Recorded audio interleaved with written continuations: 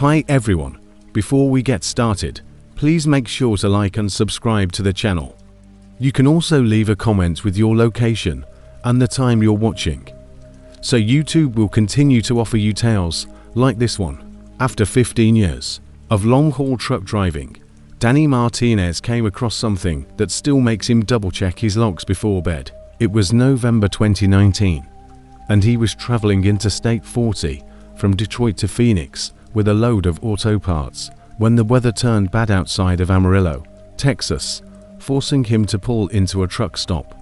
The Flying J was almost deserted for the evening, save for a few straggling rigs in the rear lot.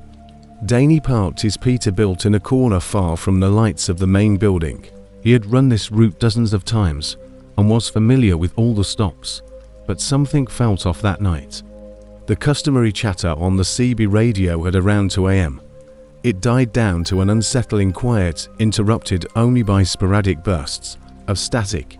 Danny was almost asleep when his CB sounded, and a clear, calm voice said, "Driver in the blue Peterbilt place 47, you need to now." Danny sat up, his heart thumping, and he realized that his truck was blue and that he was in spot 47. He reached for his CB handset and asked, "Who is this? And how do you know where I'm parked?" There was silence, and then a man approached your truck with something in his hand. He started your engine. Danny looked through his curtains, but he saw nothing in when he looked at his passenger side mirror. He was crouching behind the red Freightliner 3 spots down. In the darkness, the parking lot seemed deserted, and he didn't see anyone. Danny's blood ran cold. He checked his mirror and saw a dark figure squatting behind the other truck. Danny's hands trembled as he started his engine. The diesel rumbled to life loudly in the still night, and as he started to move, he noticed the figure stand up and the voice said, "He's been watching you for 20 minutes.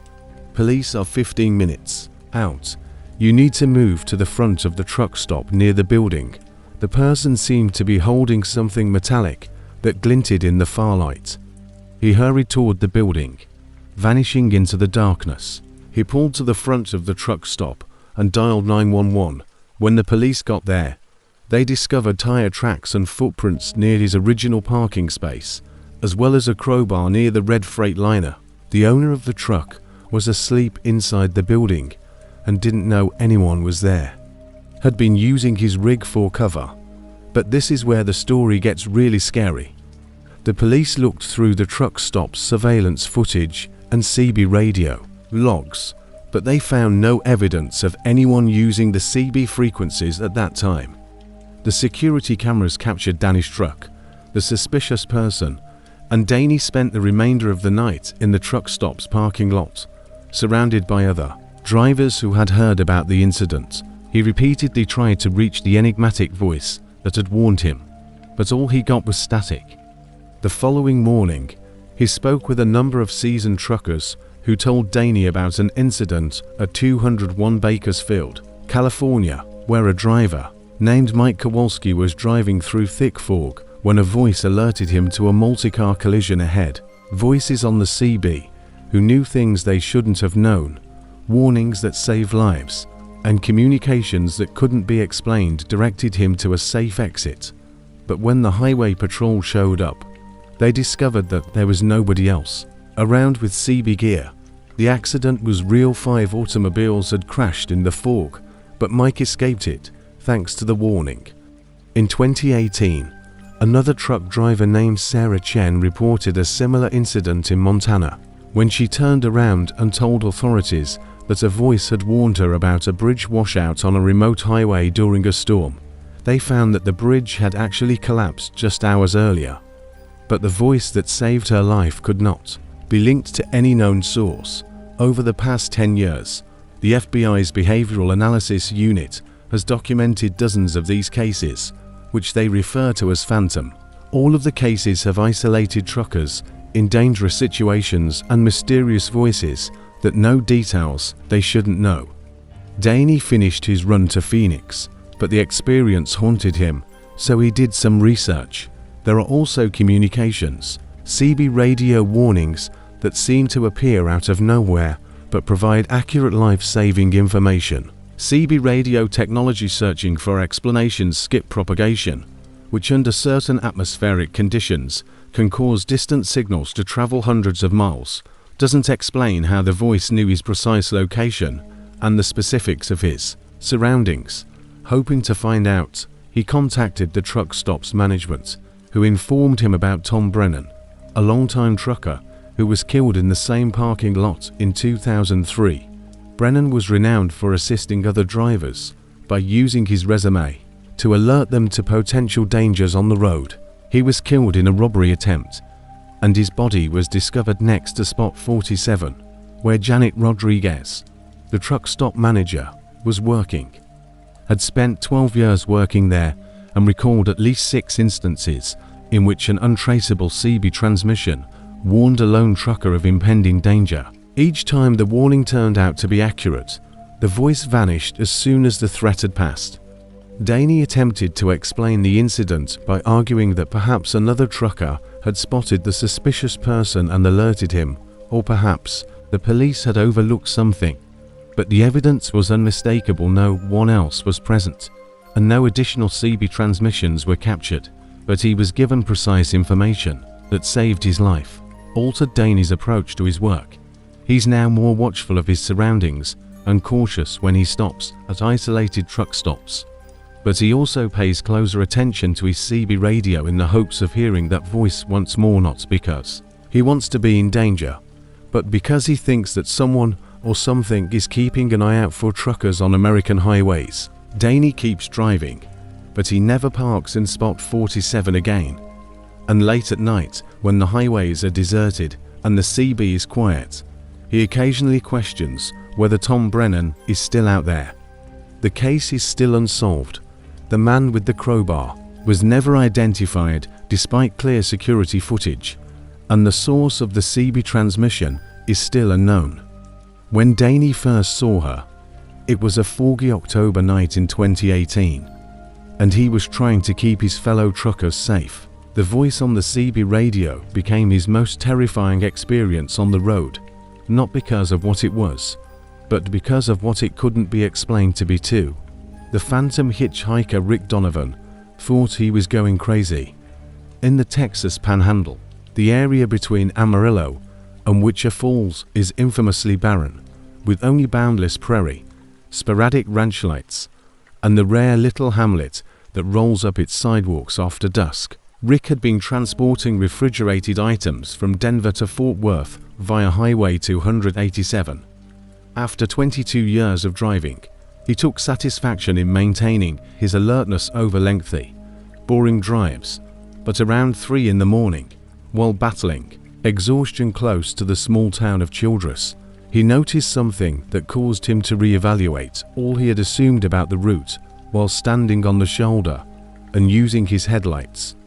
As he got closer, Rick's first reaction was to offer assistance because it's dangerous for anyone to be stranded on this remote highway, especially a woman.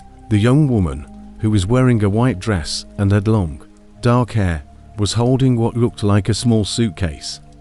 Her thumb wasn't out, but she was staring straight at his truck.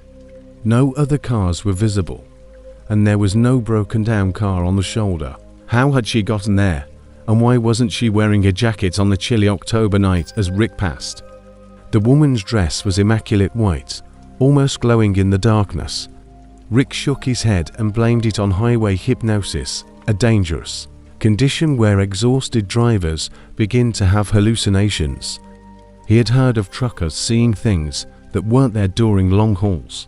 He checked his mirrors and saw that the woman was completely gone, leaving no trace of her anywhere on the empty highway behind him. He took an energy drink from his cooler and turned on the radio in an attempt to maintain focus, but 28 minutes later, the same woman, the same white dress, and the same suitcase were standing close to a mile marker, roughly 15 kilometers ahead of where he had first seen her. Rick slammed his brakes, his heart racing, and he reached for his CB radio. Static filled the cab for a few seconds as drivers on 287 northbound copied Big Rick at Blue Kenworth.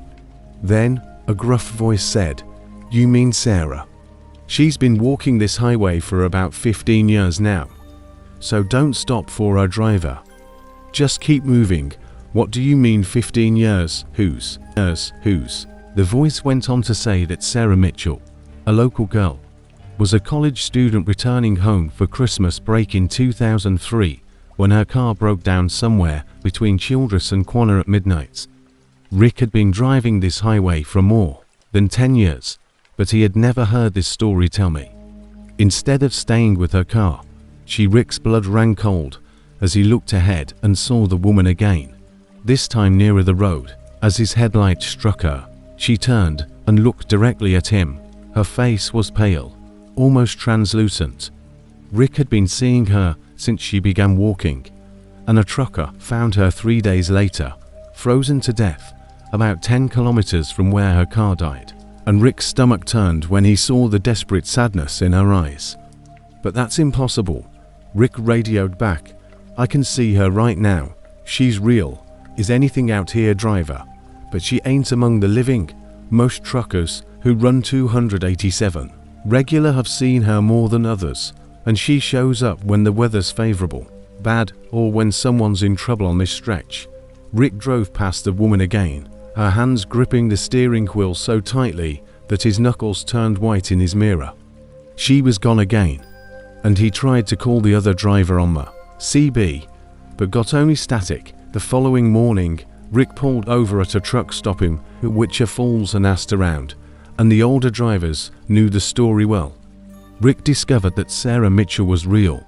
According to her web obituary, a 20-year-old Texas Tech student died from exposure on Highway 287 during a December blizzard in 2003. Her car had run out of gas, so she attempted to walk to the closest town, other than waiting for help. But sightings began as soon as she passed away. In 2009, the Texas Department of Transportation even placed more emergency call boxes along the route after pressure from truckers who had been reporting seeing a young woman in white for years. The reports were so frequent that local police looked into the matter, believing that someone was pulling pranks or that similar incidents were happening. From trucking companies whose drivers continued to report the enigmatic hitchhiker, the sightings continued. Rick spoke with Martha Hendricks, a seasoned dispatcher who had spent 30 years working with local trucking companies. She maintained unofficial records of the sightings of Sarah Mitchell, including more than 200 reports from various drivers. Since 2003, the interactions invariably occurred between midnight and 4 a.m., usually during inclement weather or when other cars were experiencing emergencies on that particular stretch of road. Martha clarified that while most people only saw her once or twice, some did it frequently, as if she picked certain when he saw Sarah again 3 weeks later. Instead of just standing on his shoulder, she was pointing toward a rest area ahead. Rick followed her gesture and discovered a rest area. People who see her frequently say that she's trying to tell them something, but Rick didn't want to believe it. Rick called for help and stayed with the family until a tow truck arrived after. A broken down pickup truck with a family inside. The father later told him that they had been stranded for more than 2 hours and that the children were exhibiting symptoms of hypothermia. Rick's assistants most likely saved their lives. Over the next few months, Rick became one of Martha's regular Sears drivers and frequently saw Sarah Mitchell. She was always pointing him in the direction of someone in trouble, whether it was a trucker who had suffered a heart attack and managed to pull over before losing consciousness, an elderly couple whose car had slid off the icy road, or a motorcyclist who had crashed in a ditch. Learn to keep an eye out for her appearances and heed her advice. As word spread about his frequent sightings and rescues, other truckers on the road started referring to him as Sarah's driver. The psychological toll was severe, and Rick began to steer clear of the route whenever he could. But his company's contracts necessitated he thought about switching jobs after regular runs on 2,887. But he realized that Sarah seemed to use him as a conduit for helping people. The responsibility felt too much to handle. In 2020, Rick had his most unsettling encounter yet. But this time, Sarah was frantically waving her arms and pointing ahead of him. Discovered a huge pileup with 3 cars obscured by fog and an accident that had just happened. He was able to radio for help and administer first aid until paramedics arrived, saving 5 lives. However, that night, for the first time, Sarah didn't vanish when he turned around. Instead, she stood by the scene of the accident. He hasn't seen her since. Rick still drives Highway 287, but the sightings have stopped. He wonders if Sarah Mitchell has finally found peace, knowing that her warnings helped save the lives of strangers traveling the same dangerous road where she died. Or perhaps she moved. Seen until the ambulances arrived. Then turned to Rick and nodded before fading away.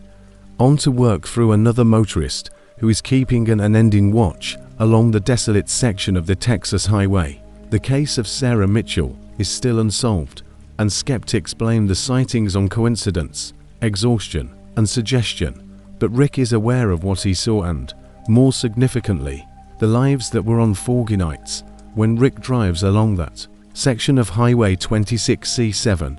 He still closely monitors the shoulder in the hopes that Sarah has found her. Sometimes the most terrifying experiences are those that make you wonder where the lines are between life and death and the possible and the impossible.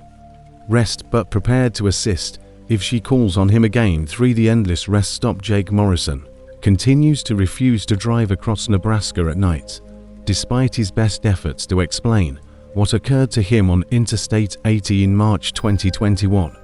He's been trying to make sense of an event that almost destroyed his sanity for the past 2 years. Jake was transporting electronics from Sacramento to Chicago, a route he had driven hundreds of times during his 18-year career.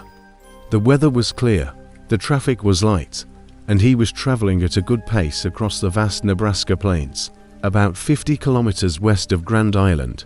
At approximately 11 p.m., he began to feel sleepy and made the decision to pull into the next rest area for a power nap.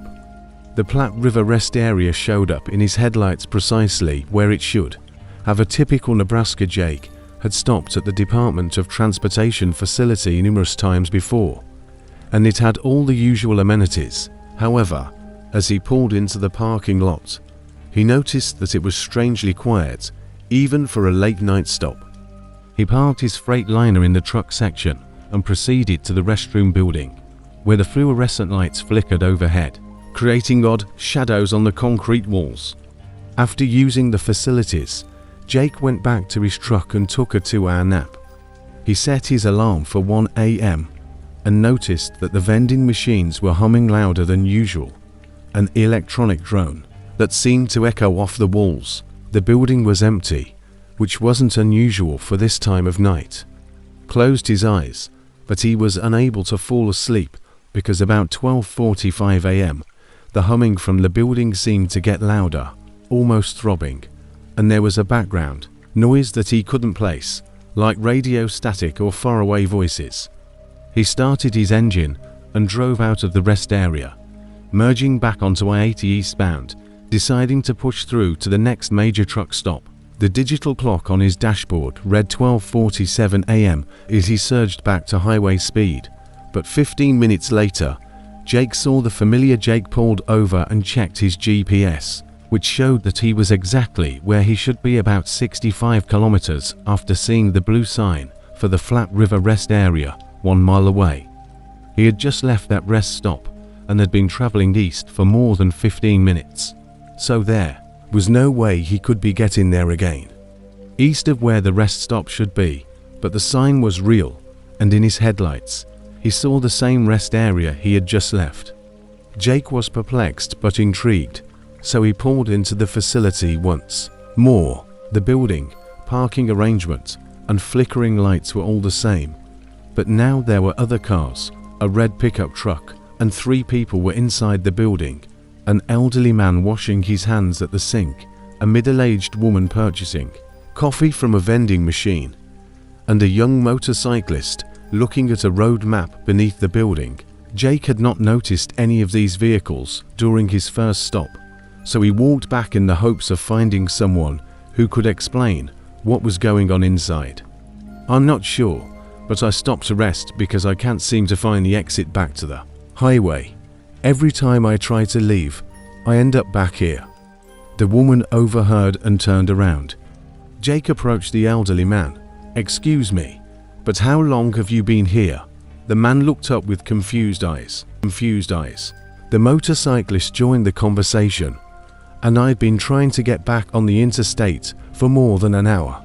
My GPS keeps telling me that I'm in the correct place, but the on-ramp just takes me in circles.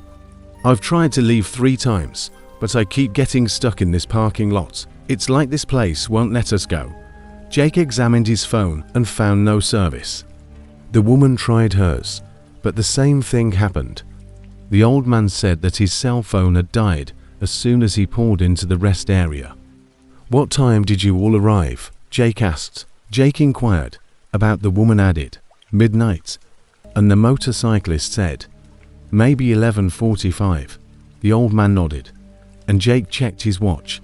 On 1:23 a.m., he should have been driving for more than half an hour after leaving this location the first time, according to his timeline. But here he was, back where he had started, with 3 other people who said they were stuck in the same loop, and they made the decision to depart together in a convoy that Jake led in his truck, followed by the pickup, the sedan, and the motorcycle. Jake didn't stop this time. He continued driving past the exit, but the highway ahead ended in darkness without any construction barriers or a road. They drove toward the on-ramp, merged onto what looked to be I-80 eastbound, and drove for precisely 12 minutes before seeing the same blue sign Platte River rest area. Jake slammed on his brakes and checked his mirrors. The other cars had stopped behind him, their headlights illuminating nothing but emptiness. He had no choice but to turn around, and the convoy made its way back to the rest area. This time, gathering in the building to talk about, none of them could explain their predicament, but they all agreed on the fundamental facts they had come to. The elderly man, who identified himself as Henry, had been a long-haul truck driver for 40 years before retiring. The woman, Carol, was a nurse driving home from a conference, and the motorcyclist, David, was a college student returning to school. Every time they tried to leave at midnight, their phones lost signal, and they ended up back in the same rest area. The building's clocks had stopped at 11:59 p.m., and although their watches appeared to be functioning normally, time felt warped. Henry recommended that they remain until morning, believing that whatever was holding them in place might be broken by dawn. But hours went by and the sky still dark. Jake's watch indicated 4:30 a.m. However, at 5:15 a.m., there was no sign of sunrise. By under Jake's watch, Carol discovered something even more unnerving. She had been recording their experiences in writing, including the time of each escape attempt. Based on her notes, they had attempted to flee 17 times in the previous 5 hours, but Jake could only recall 5 or 6 of those attempts. The rest area building appeared differently in each picture, sometimes larger, sometimes with different architectural details, and in some, there were people in the background that none of them remembered seeing. By 6 a.m., he had been using his phone's camera to take pictures, and the device had been functioning properly aside from the cellular and GPS functions. Panic was starting to set in, so Henry suggested that they try going in different directions. Perhaps only the eastbound ramp was impacted. Carol tried the westbound entrance, and David tried driving cross-country through the prairie grass. Both of them returned in a matter of minutes, stating that their routes somehow curved back to the rest area parking lot. Jake chose to try rather than trying to leave by car. He chose to walk to the edge of the rest area property and continued walking into the Nebraska grassland for what seemed like several kilometers. However, when he looked back, the rest area building seemed to be the same distance away as when he had started, and when he attempted to return, he found himself back at the parking lot in a matter of minutes, despite the fact that the walkout had taken much longer. At 7:22 a.m., The building's humming immediately ceased, and Jake's phone displayed a single bar of signal. At the same time, the other travelers' devices returned to service, and Carol's GPS resumed functioning, displaying their precise location on I-80. In order to prevent whatever had trapped them from resuming, they made the decision to depart right away. This time, as they approached the on-ramp, the highway proceeded as usual into the distance. Jake's convoy arrived at Grand Island without any problems, and they all parted ways at a truck stop, exchanging contact details and pledging to stay in touch. Jake finished his run to Chicago, but the experience haunted him, so he looked into the Platte River rest area and discovered something unsettling.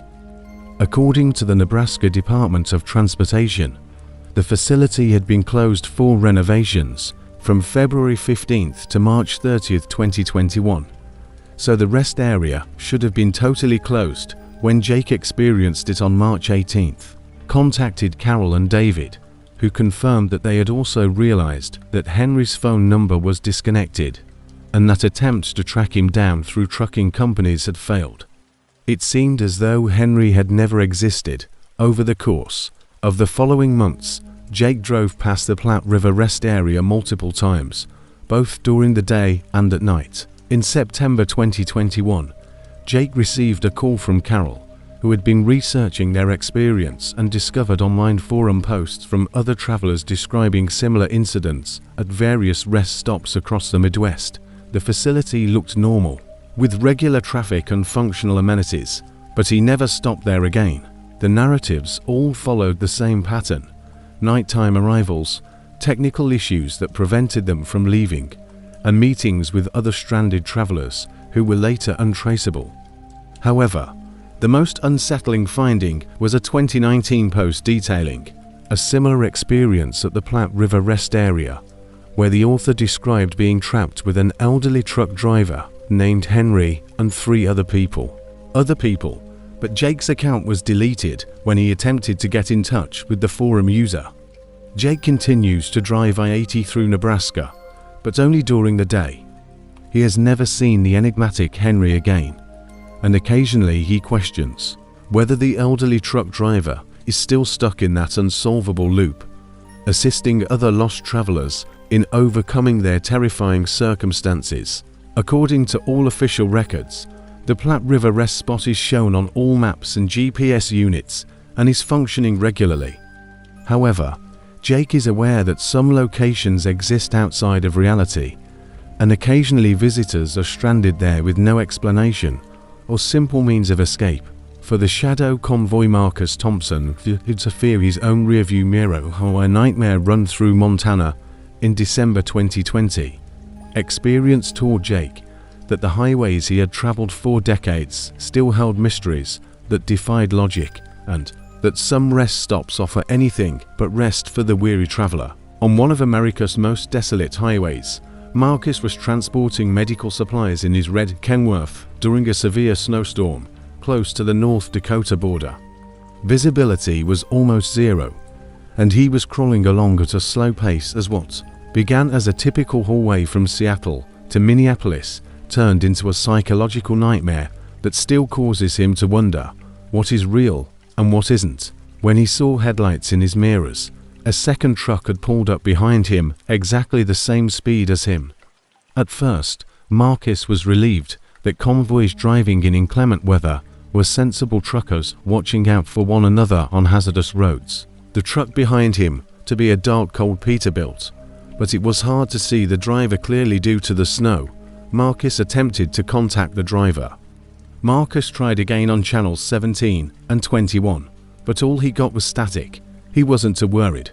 Perhaps the other driver's radio was faulty, or he was preoccupied with the dangerous driving conditions for the red dog in the red Kenworth. The driver in the dark peeked behind me on CB channel 19. When Marcus slowed down for particularly bad sections of the road, the truck behind him slowed down, and when Marcus sped up a little, the Peterbilt matched his speed precisely. For the next hour, the Peterbilt remained exactly 50 meters behind Marcus, never getting closer, never falling back. The driver's commitment to keeping that exact distance was impressive, but strangely unnerving at around 2 a.m. As the rain grew worse and Marcus wanted a respite from the slick driving, he drove into a truck stop close to Miles City to fill up and buy coffee. He looked in his mirrors for the Peterbilt, expecting to see it follow him into the truck stop, but the truck wasn't there. Marcus searched the parking lot, thinking perhaps the driver had used a different entrance or was parking somewhere else, but there were only a few cars close to the building, his Kenworth, 2 other rigs parked far from the fuel island, and the dark Peterbilt that had been following him had just disappeared for more than an hour. Marcus went inside for coffee and refueled, asking the clerk if he had seen another truck pull in recently. The young man behind the counter, who had a good view of the entire lot, replied that no other trucks had arrived in the previous 2 hours. Marcus was perplexed but unfazed. After 10 minutes of leaving the truck stop, the headlights appeared. In his mirrors once more the same truck, the same following distance, the exact synchronization with his driving this time, and he emerged back onto I-94. The storm was still raging, but visibility had slightly improved. As dawn drew near, the storm cleared and Marcus was able to see the truck behind him more clearly. He tried every CB channel, used his air horn to signal the truck behind him, and even flashed his brake lights, but there was no response. The Peterbilt continued its robotic following pattern, keeping that precise 50-meter distance.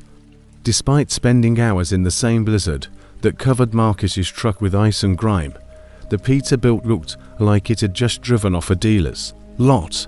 The road salt, snow build-up on the cab and trailer, and ice on the windshield made his blood run cold. But that wasn't the most unsettling thing. Marcus couldn't see a driver in the cab. Looked empty, with no movement in the driver's seat or a silhouette behind the wheel to suggest a human presence. But the truck kept up with him with mechanical precision, reacting to every change in his direction and speed. Marcus stopped at the next rest area, his hands shaking, and he watched in his mirrors as the Peterbilt came to a stop. For 10 minutes, Marcus sat in his cab on the shoulder, precisely 50 meters behind him, waiting for a driver to get out of the enigmatic truck. The Peterbilt sat motionless, its engine running, but no one got out. Marcus then picked up a flashlight and walked back toward the truck, his boots crunching in the snow. Upon closer inspection, he saw that the cab was indeed empty. The driver's seat was empty, and no one was visible in the sleeper berth. However, the truck's headlights were on, the engine was running, and there were no indications of damage or malfunction. When Marcus got to the passenger side and attempted to look through the window, an impossible thing occurred, and the truck slowly started to move forward. Marcus jumped back even though it was obvious that no one was behind the wheel. The Peterbilt pulled back onto the highway and resumed its position 50 meters behind his parked Kenworth. Marcus ran back to his truck and dialed 911, but his cell phone did not have signal in the remote area, so he tried his CB radio in vain to find any drivers who might be nearby. After about 30 kilometers, a trucker finally arrived. "I know how that sounds, but I need you to keep an eye out for me when we pass your location." Dark Peterbilt is about 50 meters behind a red Kenworth copy that Red Dog. "I'll keep an eye out for Marcus pulling back onto the road. This is Moon Dog eastbound on 94. Go ahead, Moon Dog. I see your Kenworth passing my location now, but brother, there's no truck behind you. Your trailer is clear, and I don't see any other headlights in either direction." The Peterbilt immediately resumed following him. 20 minutes later, Moon Dog's voice crackled over the CB Red Dog. "Moon Dog, are you sure I'm looking at it right now in my mirrors?" "Red Dog, I'm staring at you through my windshield. You're running alone out there." The conversation went on for a few minutes, during which Moon Dog insisted he only saw Marcus' truck. The Peterbilt was still there, keeping its perfect following distance. Could see the Peterbilt following him, so they decided to meet at the next truck stop to find out what was going on. Marcus parked and observed the Peterbilt park 50 meters away in an empty section of the lot. A few minutes later, Moondog pulled in and approached Marcus's truck, asking, "Where's this phantom truck you were?" Moondog said, "What are you talking about?" and pointed to the Peterbilt, saying, "This is a dark blue, roughly 6-year-old Pete." Moondog turned to face Marcus. Marcus pointed and saw nothing but empty pavement, saying, "There's nothing there, brother, just snow and parking lot." He moved toward the Peterbilt with Moondog, explaining what he was seeing as he peered at the truck that was plainly visible to him but seemed to be invisible to everyone else. The situation became even more strange when Marcus reached out to touch the truck and his hand passed through what seemed to be solid metal. The Peterbilt was there, but it was solid and real to Marcus, who could hear its engine running and see exhaust coming from its stacks. To Moondog, wasn't physically present in any way that mattered. Prior to this, truckers who had been driving for too long had experienced highway hallucinations, where they saw things that weren't there. However, Marcus had just begun his shift after a full night's sleep, and his descriptions were too thorough and consistent for normal. They decided that Marcus should follow Moondog for the remainder of the journey in the hopes that the Phantom Peter would vanish due to the presence of another truck. However, when they got back on the highway, the enigmatic truck reappeared 50 meters behind Marcus, out of sight of Moondog, but visible in Marcus' mirrors. The convoy arrangement worked for roughly an hour. When Marcus was alone again an hour before, Moondog had to leave for his delivery in Fargo. He saw something new about his phantom follower. The Peterbilt was gradually approaching, rather than staying at a distance of 50 meters. It was now about 40 meters back, and the gap was closing over the next. Marcus felt his sanity eroding as the absurd vehicle continued its relentless approach for several hours. As he traveled across Minnesota, he tried driving faster, but the Peterbilt matched his pace. He tried slowing down, but it kept the same decreasing distance, and by the time Marcus arrived in the Twin Cities, the phantom truck was right behind his trailer. It was so close that any other driver would be dangerously tailgating, and Marcus could see details he had missed earlier. The truck's windows were all black, its license plates were missing, and after making his delivery in Minneapolis, Marcus drove straight to a truck stop to rest and try to comprehend what had happened. When he parked, the Phantom Peterbilt pulled up next to him in an adjacent space for the first time in more than 12 hours. But Marcus was unable to see any company logos or identification markings on the cab or trailer. Around 6 in the morning, Marcus spent the night in his sleeper cot, but he was unable to go asleep because every time he looked out his window, the phantom truck was there, dark and still. There was no one or anything in the cab, and it seemed to be utterly empty and silent. He made the decision to head back to Seattle in the hopes that the phantom would vanish once he left the area. But the moment Marcus got out of the truck, the Peterbilt began to follow him once more, this time staying right behind his trailer and following every move he made with unfathomable accuracy. The psychological pressure was too much to bear. Other drivers on the CB were unable to see the phantom truck that followed Marcus across Minnesota, through the Dakotas, and into Montana. Rest stop cameras failed to record it, and way station officers gave Marcus a strange look when he mentioned being chased by something that shouldn't have been there.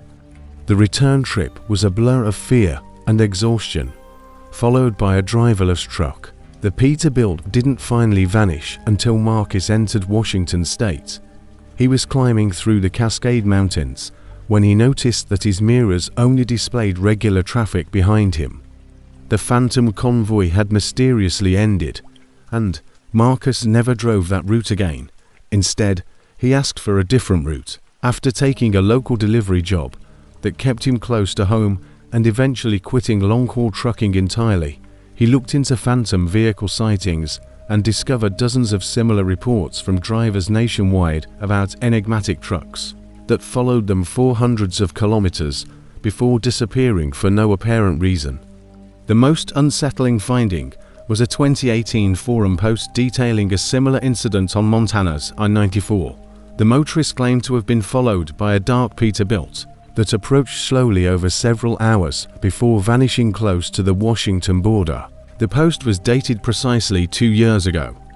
Marcus has never driven I-94 through Montana again, and even though the details of his encounter were just right, he still wonders if the ghost truck is still out there, waiting for another lone driver to follow it through the snow in Montana, getting closer and closer until he never wants to find out. He also discovered that some roads have their own set of rules.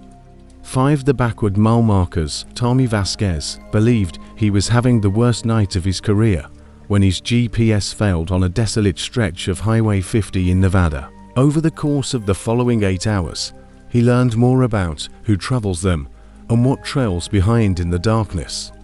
Made him re-evaluate his understanding of time, space, and the roads that connect America's most isolated locations. In August 2019, Tommy was transporting construction equipment from Las Vegas to Denver via Highway 50, which truckers refer to as the country's most isolated road. Highway 50 stretches through the Nevada desert for hundreds of kilometers with virtually no civilization. Around 11 p.m., somewhere between Ellery and Austin, Tommy's GPS screen went blank. He tried rebooting the device, verifying connections, and even switching to his backup. There were only sagebrush mountains and an ending tarmac stretching toward the horizon. Initially, Tommy wasn't too worried because he had driven this route numerous times and knew the highway was essentially a straight shot with few turns or exits. So everything on his electronic devices seemed to be working normally except for his GPS. Navigate by road signs and mile markers until he arrived at the next town where he could have his GPS fixed. However, as he drove east, Tommy noticed that the mile markers were decreasing rather than increasing as he approached Denver. Mile marker 127 was followed by 126 and then 125. Tommy thought he had somehow gotten lost and was inadvertently traveling west toward California. He stopped and checked his compass, which showed an eastward pointing needle. He was traveling in the right direction, but the mile markers kept counting down 124, 123, 122, something he had never seen in his 23 years of driving. Tommy tried his CB. Tommy decided to continue driving until he reached a town or located another truck to ask for instructions for the next hour, as the mile signs continued their backward countdown. He tried using a radio to call other vehicles, but only received static, and his cell phone displayed no signal, which wasn't unusual in this rural area. He had gone more than 60 kilometers, according to his odometer, but the markers indicated he was traveling backward through space rather than ahead. At mile marker 50, Tommy noticed something that caused him to slam on his brakes. A middle-aged man was hitchhiking in his headlights, were closing a cardboard sign, but as Tommy approached, he noticed that the man wasn't creating a shadow, even though the truck's strong headlights were shining directly on him. Tommy rolled down his window and asked, "You need a ride, buddy?" The man's eyes seemed to reflect in a voice that seemed to be coming from a great distance. He said, "Light like an animal, you're going the wrong way." Before Tommy could ask what that meant, the hitchhiker stepped backward into the darkness and disappeared. Turn around before you reach mile marker 0. What happens at mile marker 0? The man pointed down the highway. You'll see, but you won't be able to come back.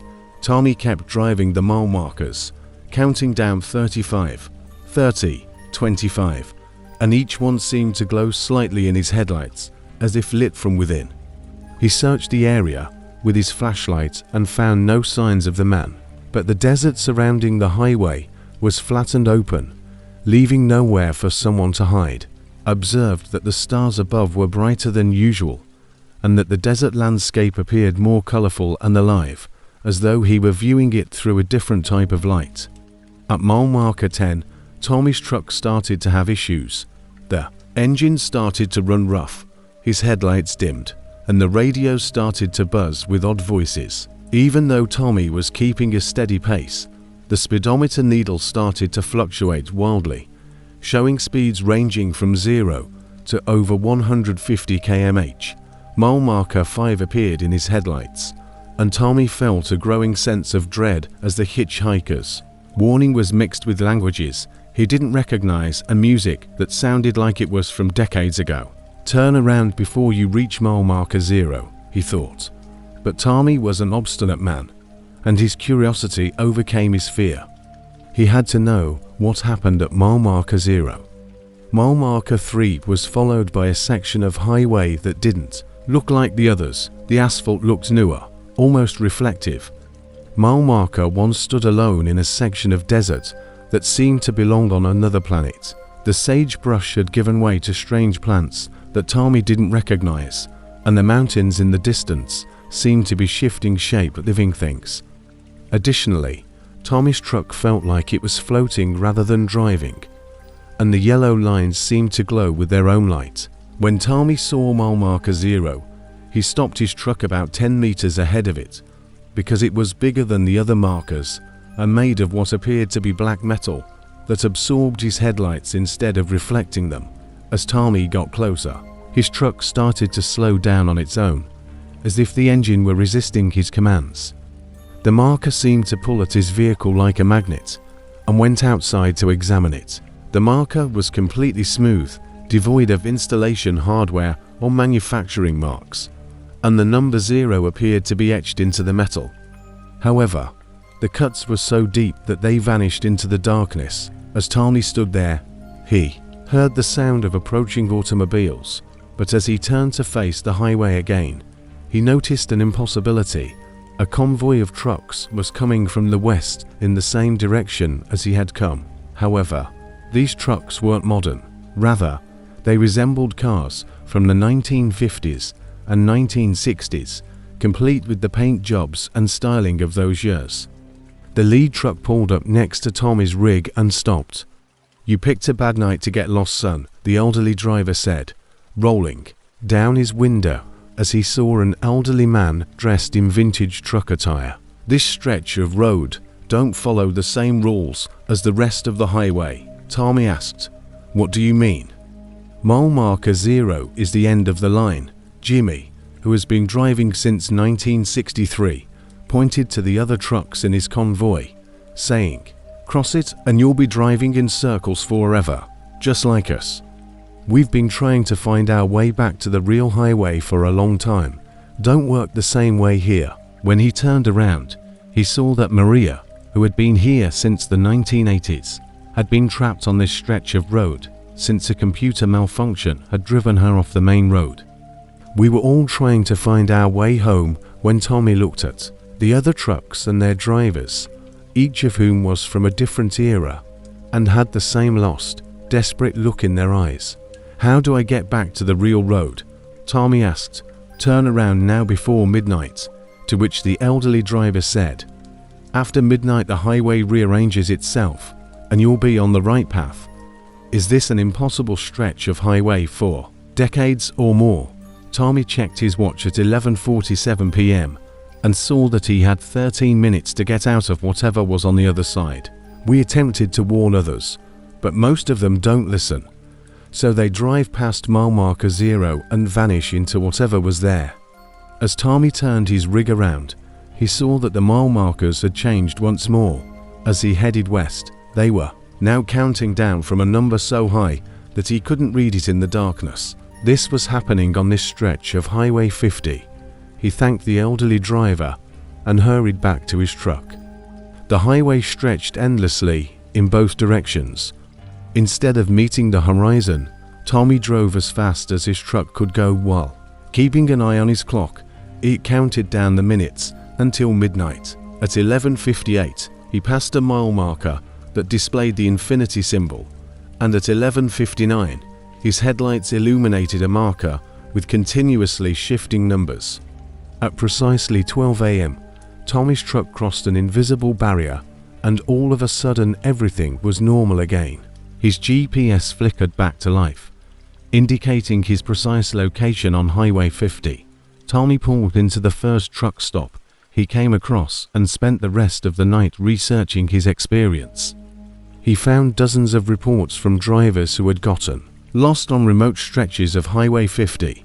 Mile markers resumed their regular eastward progression. His radio picked up a clear signal from a truck stop dispatcher in Ellery. The Nevada Department of Transportation had no record of mile marker 0, and maps revealed no gaps or irregularities in the highway's numbering system. Despite all of this, Tommy discovered missing person reports for truckers who had disappeared while driving Highway 50 over the decades. Drivers whose trucks were never found, discovered whose last known locations were between Ellery and Austin. Their disappearance dates coincided with the times Tommy had seen the trucks in the Phantom convoy. Tommy finished his run to Denver, but he never drove Highway 50 by himself. Again, whenever he had to take that route, he did so during the day and always had another truck with him. Sometimes late at night, while driving other lonely highways, Tommy wonders whether those lost drivers are still out there, stranded on an unreachable stretch of road that lies between the other roads. He tried multiple times to find mile marker 0 again, but he was never able to pinpoint the precise location where he'd had his encounter. Tommy learned that some highways lead to places that aren't shown on maps, and that the numbers on mile markers don't always count in the direction you'd expect in the vastness of the American West where roads stretch. He also ponders what would have happened if he had driven past mile marker 0 into whatever lies beyond the edge of America's loneliest road. It is feasible to travel hundreds of kilometers over a desolate desert and find oneself on a highway, with regulations that are older and more bizarre than human comprehension. This is known as the duplicate highway. During what should have been a routine overnight trip from Phoenix to Albuquerque in October 2020, Ray Kowalski discovered that some roads exist into places at the same time. What began as a straightforward GPS error turned into a nightmare that caused him to doubt the existence of reality or America's interstate system. Ray had been traveling the same route on Interstate 40. Ray spent 12 years transporting everything from electronics to furniture between Arizona and New Mexico. He was familiar with every truck stop, rest area, and landmark along the way. The 700-kilometer trip typically took him about 8 hours, including stops for food and fuel. On this particular night, Ray was moving quickly through the around 2 o'clock a.m. His GPS started working strangely in the Arizona desert. Rather than displaying his position on I-40, it showed 2 parallel highways running side by side. One of them showed the icon for his truck traveling normally over the well-known route. Ray assumed it was a mapping error or satellite interference when the other showed an identical highway running parallel to it approximately a kilometer to the south. But as he drove on, he noticed something unsettling in his side mirrors. Another highway was visible in the distance running parallel to I-40. Since Ray had traveled this route hundreds of times and had never seen a second highway there, he stopped at the next rest area and used the binoculars he kept in his cab to study the terrain. Sure enough, there was a highway parallel to I-40, complete with guardrails, mile markers, and what looked like traffic. But every map Ray had ever seen showed that Ray tried using his CB radio to ask other drivers about the enigmatic highway in that direction, but the answers he received were unclear. Some drivers claimed there was no parallel road, while others acknowledged they could see it. What was most odd, though, was that drivers who could see the duplicate highway everyone claimed to have seen the same thing: traffic traveling in the opposite direction from the cars on I-40. Curious and a little uneasy, Ray decided to look into it. He discovered a dirt road that appeared to lead to the parallel highway and cautiously navigated the desert landscape with his truck. The road surface was rougher than he had anticipated, but after 10 minutes or so of slow driving, he arrived at what appeared to be an on-ramp to the duplicate highway. The lane markings, reflective paint, asphalt, and even the mile markers matched those on the main highway. But as Ray merged, he saw right away that something was amiss when he entered this duplicate highway. All of the cars were traveling west, toward Arizona. Even though Ray was driving east toward New Mexico, semi-trucks, cars, motorcycles, and other vehicles were all going in the opposite direction from where they were supposed to be going. But Ray's compass indicated that he was still heading east. Ray tried his CB radio once more and was able to speak with another trucker on the duplicate highway, but the exchange that ensued made no sense. "How are you going?" Eastbound driver in the white Freightliner. "This is Desert Rat in the blue Peterbilt. Going to Denver. The response should arrive by morning if the current weather holds." Ray checked the weather, and it was clear outside. "Brother, I'm driving through the worst sandstorm I've seen in 20 years, and I can hardly see 50 meters ahead, where he can see the white Freightliner." Though they were supposedly on the same highway, the other driver insisted he was on I-25 heading north through Colorado, while Ray's GPS clearly showed that the truck was traveling in bright moonlight, with perfect visibility, and that there was no sandstorm anywhere. The conversation continued as each driver described radically different weather conditions and destinations. In Arizona, Ray saw both trucks on a duplicate I-40. Over the course of the following hour, Ray saw more cars on the duplicate highway, and every conversation he had with them showed the same pattern. Each driver thought they were on a different road, going to different places, and dealing with different weather conditions. But Ray could see them all clearly, driving in the same direction as he was on what seemed to be an exact replica of I-40. The most unsettling finding was when Ray passed a rest area on the duplicate highway.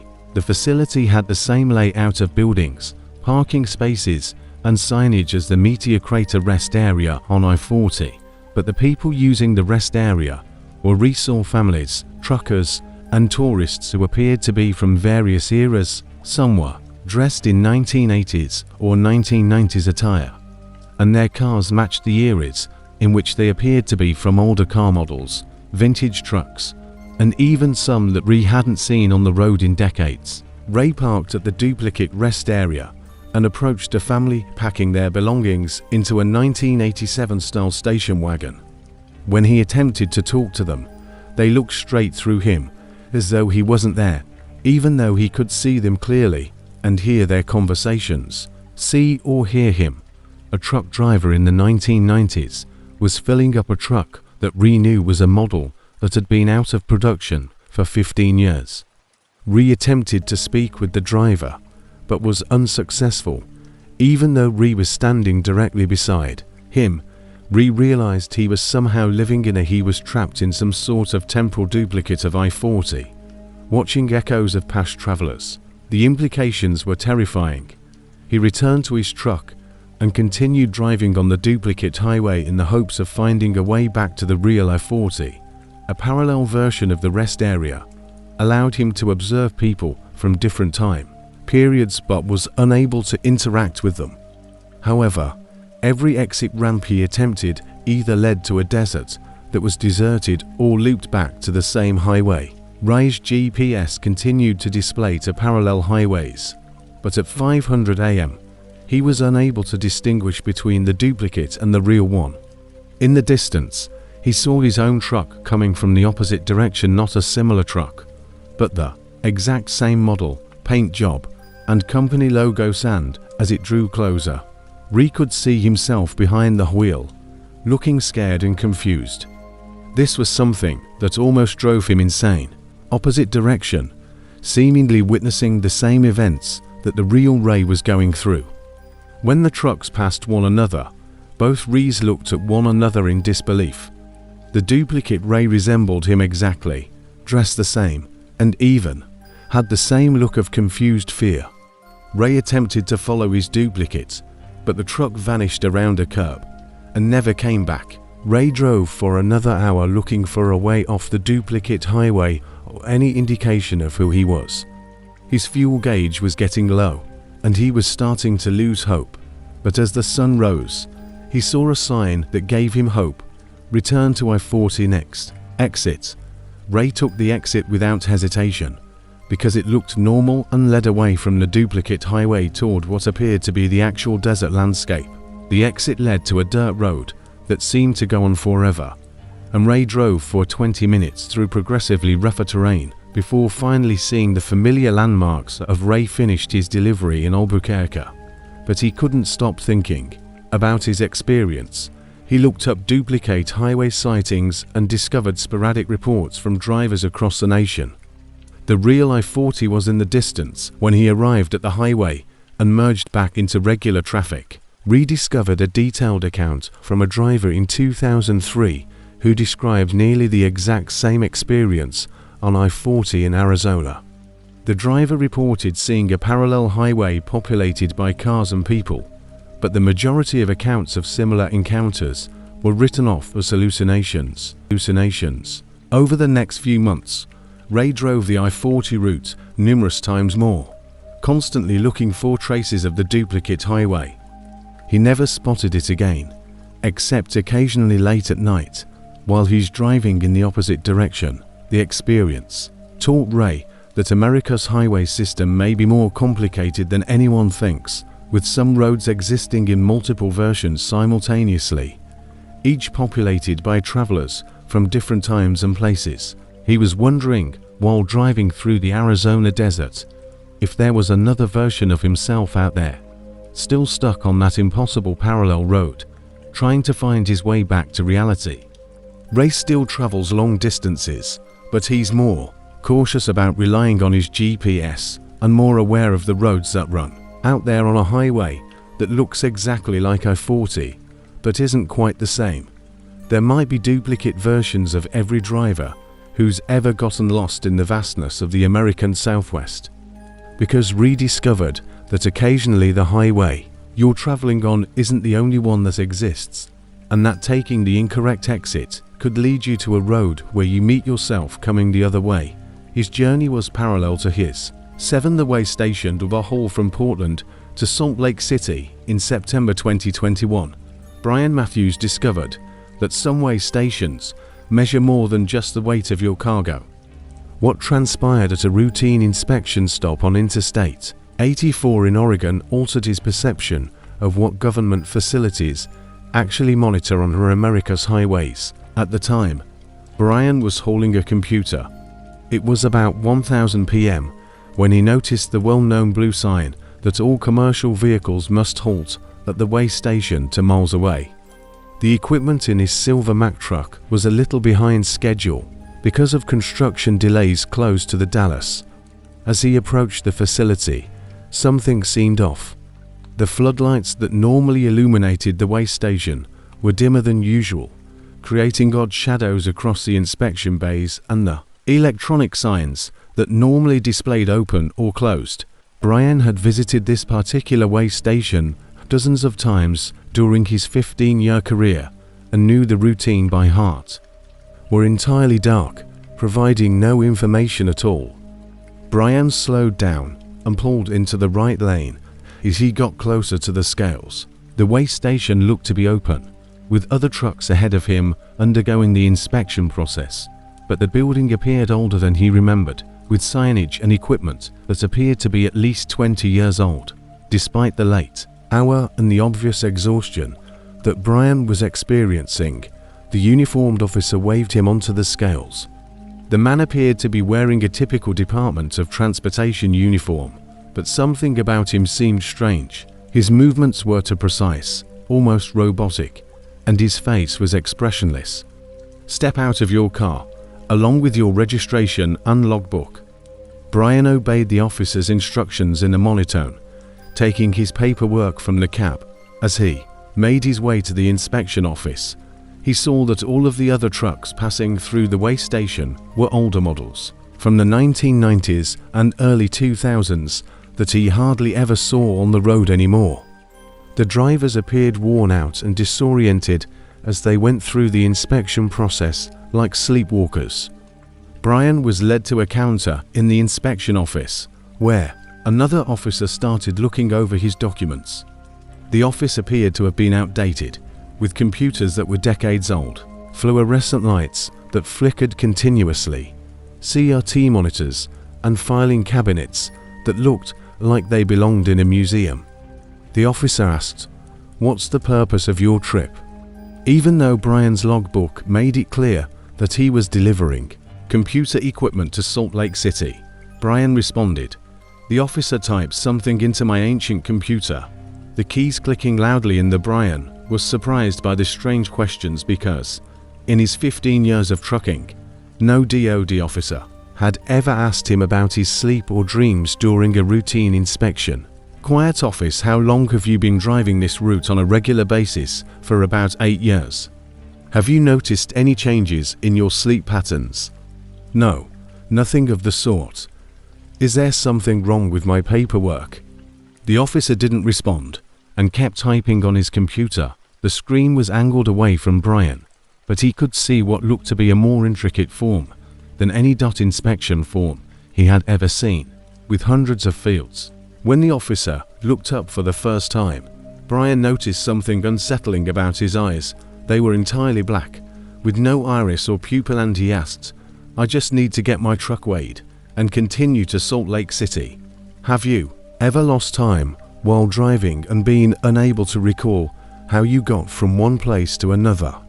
He hadn't given the officer his name, and the man hadn't glanced at his driver's license or registration closely enough to read it. "How do you know my name, Mr. Matthews?" Brian felt a chill go down his spine as he saw the orbs that appeared to absorb light rather than reflect it. Brian looked around the office and saw that the other drivers who had been there when he arrived were gone. He was alone with the strange officer, and the office felt much larger than it had when he had first entered the walls. "It's on your paperwork," the officer said, but Brian could see his documents sitting untouched on the counter. "I think there's been a mistake," Brian replied, reaching for his paperwork. "I need to get back on the road." The fluorescent lights were dimming and the area appeared to stretch into darkness. With unnatural speed, the officer's hand shot out. Brian attempted to break away, but the officer's grasp tightened as he grabbed his wrist. "My cargo, it's just computers, they're all documented and sealed," he said. "The inspection isn't complete, we need to examine your cargo." "Not that cargo," the officer said, his voice sounding electronic as though it were being processed by a synthesizer. "The cargo you're not aware you're carrying," he said. Brian escaped the officer's hold and ran for the door, but when he got to where the exit should have been, he was in a lengthy hallway lined with behind him. Brian heard the officer's footsteps, but they sounded more like metal clicking against concrete than shoe leather. He ran down the corridor, trying door after door, but they were all locked, and the footsteps got closer. The corridor was lined with metal doors and stretched into darkness in both directions. After hearing what sounded like machinery humming to life, Brian eventually located an unlocked door and rushed through it, thinking he would be outside close to his truck. Instead, he was in a different room full of monitoring equipment, with dozens of screens displaying highways from aerial views, each vehicle highlighted and tracked, and Brian recognized the vehicles. Several of the highways were ones he frequently traveled. A white-coated technician, whose eyes were entirely black like those of the cop, looked up from one of the monitors and said into a headset microphone, "Subject 447. "What are you talking about?" Brian said. A silver truck was highlighted with a tracking indicator, and data was streaming across the screen coordinates as the technician gestured to one of the monitors that displayed Interstate 84. "Your truck has been outfitted with monitoring devices for the past 3 years. The technician explained in the same detached manner as the officer. "Every route you drive, every stop you make, every conversation you have is recorded and analyzed." Brian was unable to comprehend the speed, route history, and dozens of other parameters. Brian gazed at his truck's screen, which said that it was presently parked at the way station, but that the data revealed impossibly high fuel usage speeds that were beyond the capabilities of any truck, and places that included coordinates for locations that shouldn't exist. "This is crazy." Brian said that you can't just monitor people without their consent. That's illegal. The technician responded that every time you use an interstate highway, you consent to monitoring for national security purposes. Brian attempted to comprehend what he was saying. Hearing national security, the technician returned to his monitors. Some cargo moves itself, some routes only exist when necessary, and some drivers carry passengers they never see. The highway system serves purposes beyond transportation. I haul furniture and computer equipment. What potential national security interest could there be in monitoring me? Brian saw something on one of the screens that chilled him to the bone. The monitor displayed the inside of his truck's cab, with the driver's seat clearly visible, but the person in the passenger seat was someone Brian had never seen before. The person was dressed in dark clothing, and over the next few months, Ray drove the I-40 route numerous times more, constantly looking for traces of the duplicate highway. He never spotted it again, except occasionally late at night, while he's driving in the opposite direction. The experience taught Ray that America's highway system may be more complicated than anyone thinks, with some roads existing in multiple versions simultaneously, each populated by travelers from different times and places. He was wondering, while driving through the Arizona desert, if there was another version of himself out there, still stuck on that impossible parallel road, trying to find his way back to reality. Ray still travels long distances, but he's more cautious about relying on his GPS and more aware of the roads that run out there on a highway that looks exactly like I-40, but isn't quite the same. There might be duplicate versions of every driver who's ever gotten lost in the vastness of the American Southwest. Because Ray discovered that occasionally the highway you're traveling on isn't the only one that exists, and that taking the incorrect exit could lead you to a road where you meet yourself coming the other way. His journey was parallel to his. 7. The way station of our haul from Portland to Salt Lake City in September 2021. Brian Matthews discovered that some way stations measure more than just the weight of your cargo.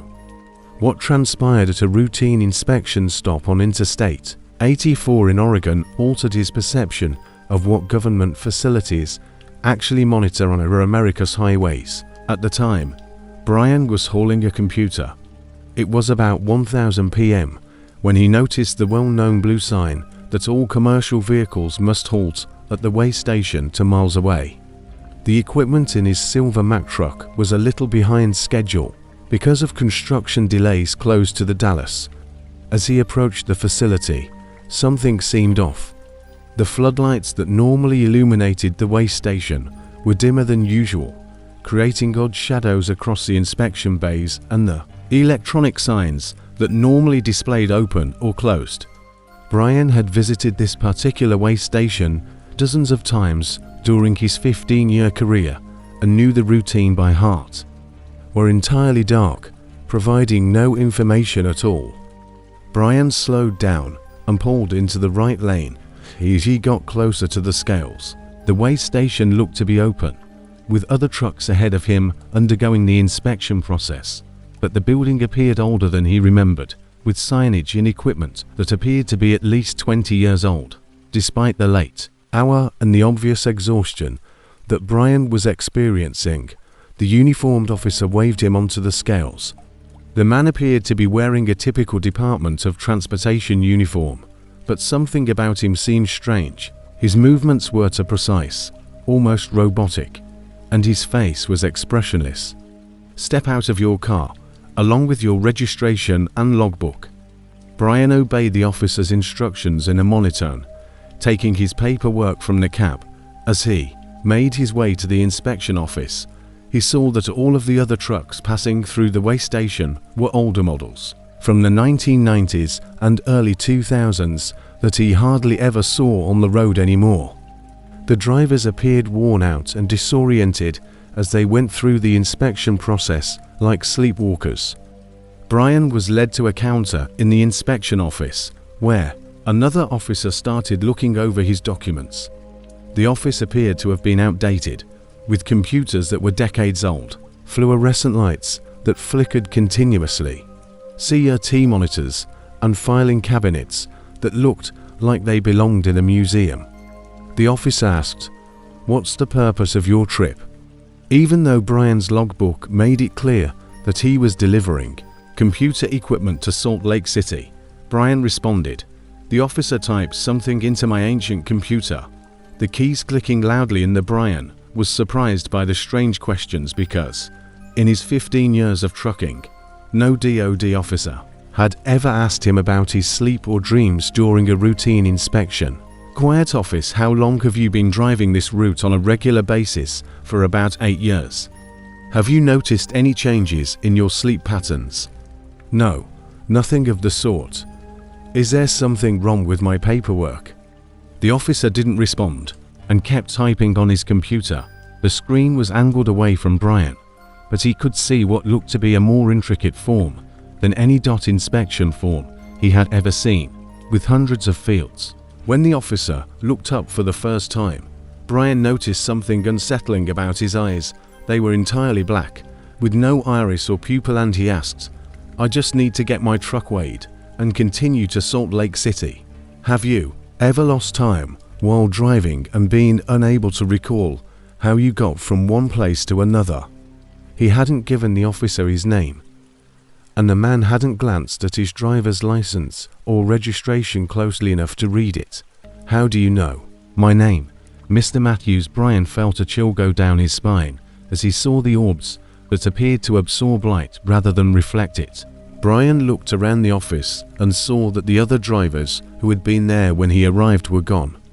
He was alone with the strange officer, and the office felt much larger than it had when he had first entered the walls. "It's on your paperwork," the officer said, but Brian could see his documents sitting untouched on the counter. "I think there's been a mistake," Brian replied, reaching for his paperwork. "I need to get back on the road." The fluorescent lights were dimming and the area appeared to stretch into darkness. With unnatural speed, the officer's hand shot out. Brian attempted to break away, but the officer's grasp tightened as he grabbed his wrist. "My cargo, it's just computers, they're all documented and sealed," he said. "The inspection isn't complete, we need to examine your cargo." "Not that cargo," the officer said, his voice sounding electronic as though it were being processed by a synthesizer. "The cargo you're not aware you're carrying," he said. Brian escaped the officer's hold and ran for the door, but when he got to where the exit should have been, he was in a lengthy hallway lined with behind him. Brian heard the officer's footsteps, but they sounded more like metal clicking against concrete than shoe leather. He ran down the corridor, trying door after door, but they were all locked, and the footsteps got closer. The corridor was lined with metal doors and stretched into darkness in both directions. After hearing what sounded like machinery humming to life, Brian eventually located an unlocked door and rushed through it, thinking he would be outside close to his truck. Instead, he was in a different room full of monitoring equipment, with dozens of screens displaying highways from aerial views, each vehicle highlighted and tracked, and Brian recognized the vehicles. Several of the highways were ones he frequently traveled. A white-coated technician, whose eyes were entirely black like those of the cop, looked up from one of the monitors and said into a headset microphone, "Subject 447. "What are you talking about?" Brian said. A silver truck was highlighted with a tracking indicator, and data was streaming across the screen coordinates as the technician gestured to one of the monitors that displayed Interstate 84. "Your truck has been outfitted with monitoring devices for the past 3 years. The technician explained in the same detached manner as the officer. "Every route you drive, every stop you make, every conversation you have is recorded and analyzed."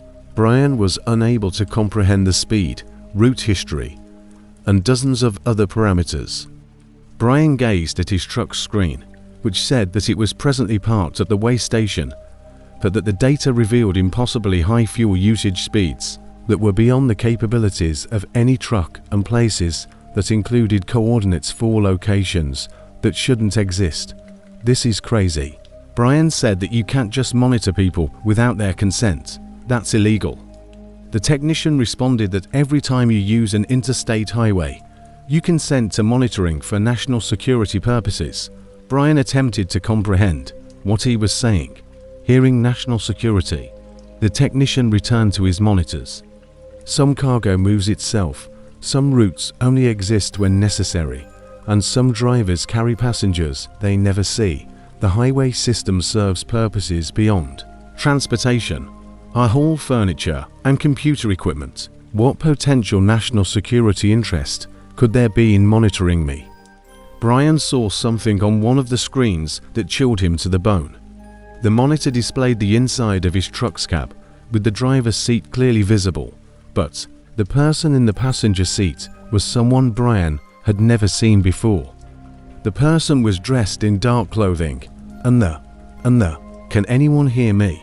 He had never driven this route before, and the voices on the radio were full of urgency and hope, not realizing that their efforts were already part of history. Steve was driving normally and without any issues when his blood went cold. He looked around frantically, but saw no other trucks, no accidents, and no signs of distress, but his voice kept broadcasting a desperate call for help. Big Steve, this is Highway Patrol, and we're on our way to your location. Can you explain your injuries? I think my legs are pinned, he said in his own words. There's smoke coming from the engine. I need help fast. Steve pulled over and exited his truck to check his CB radio, which was functioning properly and receiving the transmissions, but Steve searched online for accident reports at mile marker 178 and found nothing recent, but buried in archived news reports from local papers, he found something that made him question his sanity. In 2019, a truck. He wasn't broadcasting them yet, but he could clearly hear his own voice carrying on the emergency conversation, describing injuries he didn't have and a crash that wasn't happening. At mile marker 178 on I-78, a driver called Stephen Chen was killed in a jackknife accident.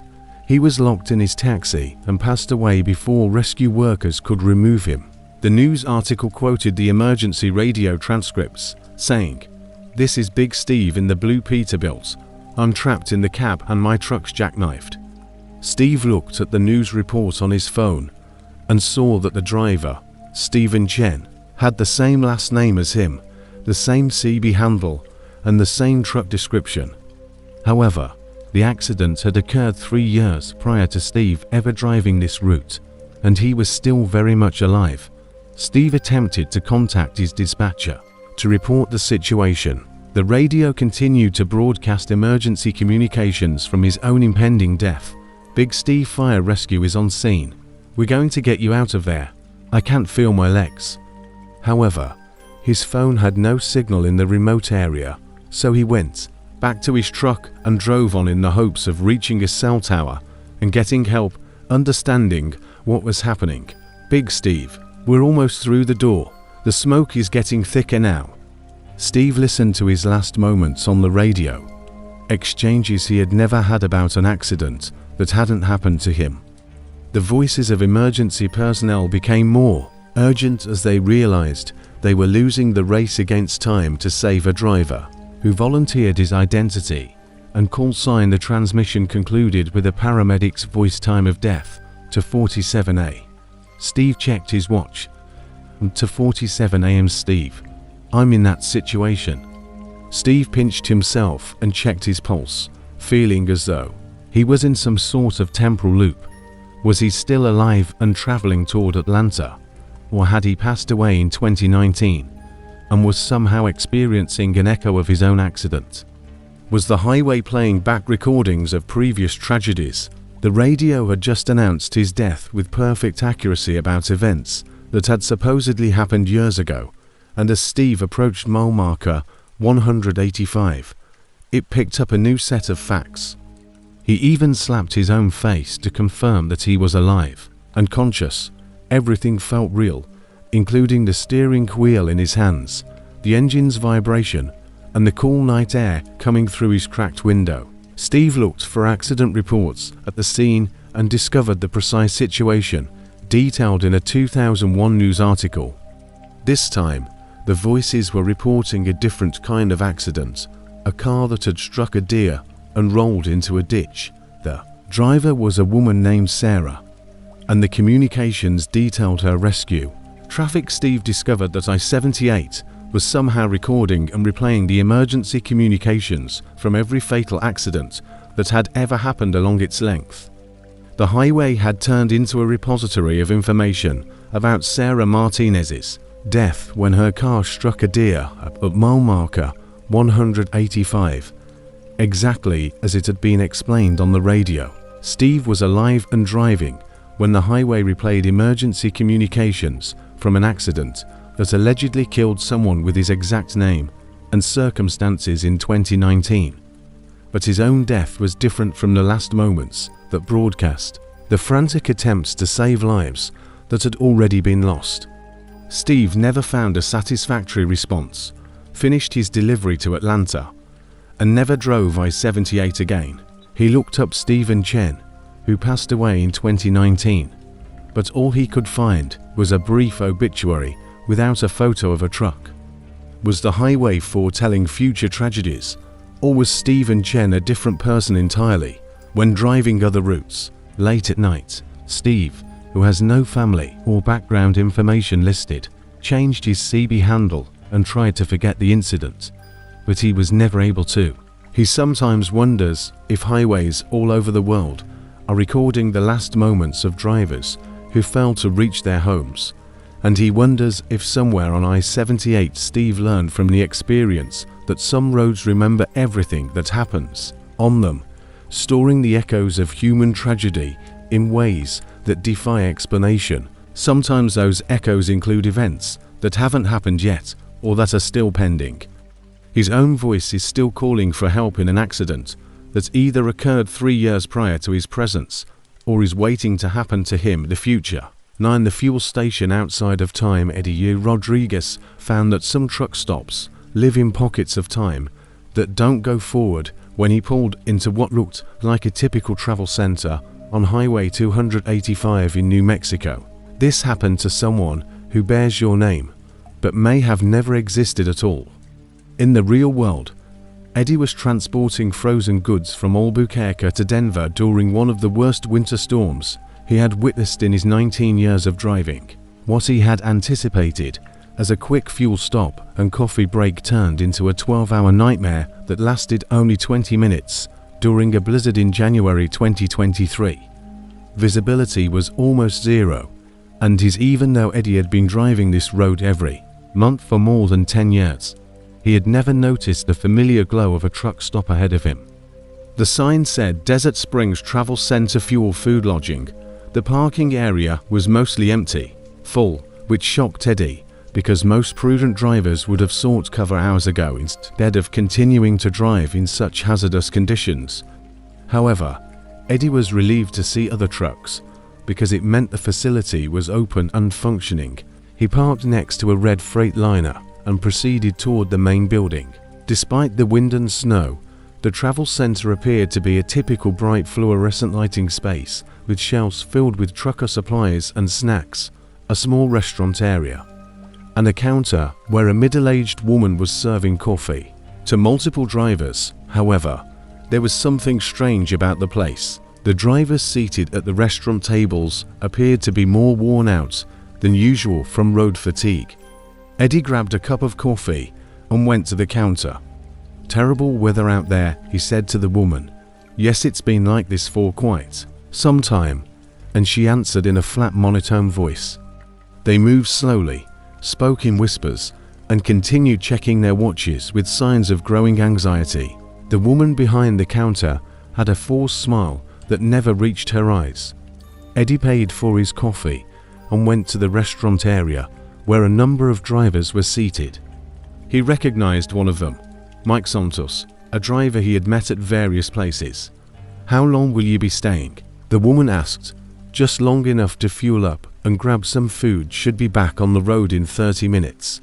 Over the years, trucks have stopped. What are you doing here, Mike? I thought you were only running the West Coast." Now, Mike looked up with worn-out, hollow eyes. "Eddie, when did you arrive here? How long have you been here?" Mike checked his watch and his face was filled with confusion. I'm not sure if I stopped for fuel. About 8 p.m, but according to my watch, it is still 8:15 p.m, which is incorrect. Eddie checked his own watch at 8:17 p.m, and he had been in the travel center for at least 10 minutes. However, Mike said that just 2 minutes had gone by since he had arrived at 8 p.m. Perhaps your watch had stopped, as Eddie had indicated. But when I looked around, everyone's watches showed the same time, so Eddie queried the other drivers in the area. Truck dashboard clocks displayed times between 8 o'clock and 8:20 p.m, but the drivers themselves stated that they had been at the travel center 4 hours. They checked their timepieces on every timepiece, phone, and table. The old man, Frank, claimed to have been there since the early afternoon. I stopped for lunch at around 2 p.m, but my watch still reads to 15. Since then, I've eaten 3 meals, explored the building numerous times, and even attempted to sleep in my truck. But time isn't passing any faster. Eddie felt a chill that had nothing to do with the younger driver, Lisa, showing him her logbook. Based on her entries, she had been at the travel center for more than 8 hours, recording numerous fuel stops, meals, and rest periods, but her truck's electronic logging device indicated she had only been there for 15 minutes. Given the weather, has anyone attempted to leave? The drivers exchanged anxious looks before Frank spoke up. We've tried, but something always ends up bringing us back, whether it's trucks refusing to start, blocked roads, or simply us returning. Here, without recalling how Eddie chose to try this for himself. When he went outside to his truck, he discovered that his keys were missing from his pocket. He looked all over his cab, the ground near the truck, and even went back to the building, but the keys had just disappeared. Eddie asked the woman behind the counter if anyone had returned any lost keys, and she grinned in response. Artificial smile. I'm afraid all vehicles must remain parked until conditions improve. It's just snow, she said, as though that explanation made perfect sense. Eddie attempted to call for assistance on his cell phone, but the device displayed no signal despite typically having good coverage. As Eddie spent more time in the travel center, he started to notice unsettling details. The restaurant's food never ran out, regardless of how much the drivers ate. The coffee pot was always full, the hot dogs on the menu, and the other drivers in this area reported the same issue. Their phones worked for everything except making calls or accessing the internet. The number of roller grills never went down, and the ice cream freezer was always well stocked. The woman behind the counter never appeared to eat, drink, or take breaks. She served customers 4 hours on end while wearing the same robotic smile. When Eddie tried to talk to her about anything other than the travel center, she would reply, "The events that occurred when drivers tried to sleep were the most upsetting." Frank had tried to sleep in his truck several times, but each time he woke up, he was back inside the building with no memory of how he got there. Other drivers who attempted to leave the main area would walk toward the exit and somehow find back at the restaurant tables. Eddie made the decision to carry out an experiment.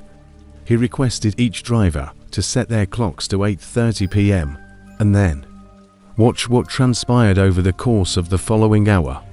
They all sat in the restaurant area, watching their timepieces and recording what they did based on their watches. An hour went by during which they ate, chatted, played cards, watched a movie on the Travel Sense TV, and more.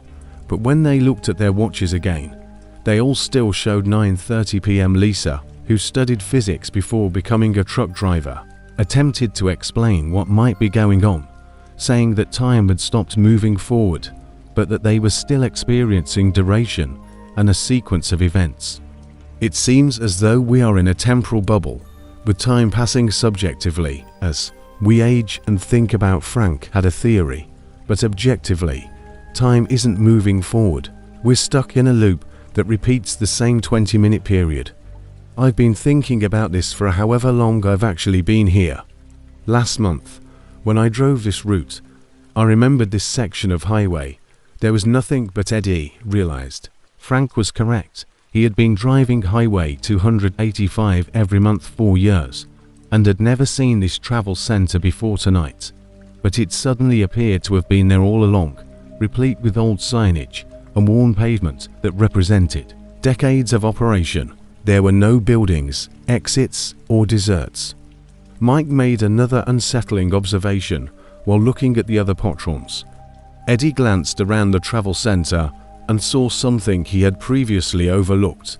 In addition to the drivers at the restaurant tables, there were other patrons perusing the aisles, including elderly couples and families with kids, but none of them ever spoke or made purchases, and never seemed to recognize the driver's presence. When Eddie attempted to approach one of these phantom customers, they would move away without seeming to notice him. They looked real and solid, but they were just there, filling the scene. In a play without doing anything, Eddie started to believe that the travel center was some sort of trap set up to catch tourists in hazardous weather. But for what reason? The establishment didn't appear to be controlled by law enforcement or criminals. Rather, it seemed more like a place that existed outside of everyday reality and followed regulations that had nothing to do with people. Around midnight, as determined by Eddie's internal clock, something changed. The travel center's lights started to flicker, the temperature noticeably dropped, and the phantom customers began moving more erratically, either walking in circles or standing still for extended periods of time. The woman behind the counter's smile eventually vanished and was replaced by an expression of Frank grabbed Eddie's arm as she started typing with mechanical concentration on a computer that Eddie was positive hadn't been there before, entering data at an unnatural pace. This occurred before every few hours when something resets the phantom people. The woman does whatever she's doing with that computer, and then everything starts over with new phantom customers. As Eddie watched the phantom customers start to fade away like ghosts, turning translucent before completely vanishing, we remain conscious during the reset, but everything else changes. It's like watching the same movie over and over again, but we remember all the previous showings. The woman finished typing and glanced up at the drivers, but then she declared in a voice that reverberated throughout the building, standby for temporal recalibration, that her eyes had turned solid black, like those of a shark, and that her expression was no longer human. The lights went out for precisely 3 seconds, and when they returned, the travel center was filled with a whole new group of phantom clients. This time, however, something was different. Eddie discovered his truck keys in his pocket, and when he went outside, the snowstorm had stopped, the highway was clear, and he could see regular traffic in the distance. Without hesitation, Eddie climbed into his truck. Eddie sped away from the travel center as quickly as he could, seeing the lights of the building disappear into the darkness in his rearview mirror. 3 minutes after arriving, Eddie finished his delivery, and when he checked his dashboard clock, it was 8:23 p.m. Denver, and looked up the Desert Springs Travel Center right away. Online maps and business directories revealed that there was no such facility. Highway 285. The GPS coordinates where he had pulled over revealed nothing but empty desert with no indication of any commercial development. Eddie attempted to get in touch with the other drivers he had met at the travel center, but was unsuccessful. Eddie discovered that he had escaped from a place that gathered lost travelers, trapping them in temporal loops. Mike Santos, Frank, and Lisa seemed to only be listed in trucking company databases as drivers who had disappeared during winter storms over the previous few years. Their trucks had been discovered abandoned on various highways, but the drivers themselves were never found, using their time and experiences as fuel. The phantom customers were most likely former victims who had been totally engrossed in whatever force ran the establishment. However, Eddie's escape had unintended consequences, and over the next few weeks, he started to experience odd side effects from his time at the Desert Springs Travel Center. His internal clock seemed to more unsettling with the temporal echoes, where Eddie would catch fleeting glimpses of the travel center in other truck stops where the regular facility would be, or feel as though he had been driving 4 hours only to realize that minutes had passed, or think he had taken a quick nap and woke up to find he had lost an entire day. Flicker and display the Desert Springs layout. The woman with the fake smile would briefly appear behind counters before being replaced by regular staff members who didn't seem to notice. Eddie got in touch with Dr. Margaret Chen, a retired physicist who had written papers about missing time incidents and temporal anomalies. When Eddie talked about his experience, Dr. Chen said she had been recording cases like his for more than 20 years. You're talking about what we call a temporal sinkhole, which is a place where time poles and eddies appear during severe weather events when electromagnetic fields are disrupted, rather than flowing normally. According to Dr. Chen's files, there are dozens of missing travelers whose vehicles were discovered days after they were last seen during storms. Some of these travelers had been gone for weeks, but their trucks' electronic logs only showed hours of operation. The most unsettling cases, Dr. Chen added, are the drivers who managed to avoid these temporal sinkholes but bring. Eddie felt cold and asked Dr. Chen to clarify. If your truck has cabin cameras, check them for anomalies, such as shadows that don't match your position or reflections that show additional occupants, something back with them passengers that appear on security cameras, but that the drivers can't see or remember that night. Eddie went through his truck's security footage from the previous month and discovered dozens of recordings of a shadowy figure sitting in his passenger seat, the same kind of phantom customer he had seen at the Desert Springs travel agency, which made him think about giving up trucking completely. Even though Eddie had no recollection of conversations with any passengers, the figure in the center seemed to be watching him and occasionally leaning forward as if speaking. What was most unsettling, though, was that the shadow seemed to be solidifying every day as if it were gradually coming to life. Eddie called Dr. Chen again and explained what he had discovered, and her response was somber. Dr. Chen explained that these shadow passengers would gradually drain their host's life force while becoming more real themselves. Eventually, the host would fade away, while the temporal entities that operate these facilities attach themselves to escapees in an attempt to use you as an anchor to exist in normal time. Dr. Chen explained that there are ways to break the connection, but they're risky and not always successful because the entity will fight back when it realizes what you're trying to do. The procedure entailed going back to the precise location where Eddie had encountered the temporal anomaly and carrying out. Eddie had the alternative of living with the shadow passenger and gradually vanishing over several months until the entity totally vanished. But this required purposefully searching out the Desert Springs Travel Center during another storm and running the risk of becoming trapped there once more. Substituted him.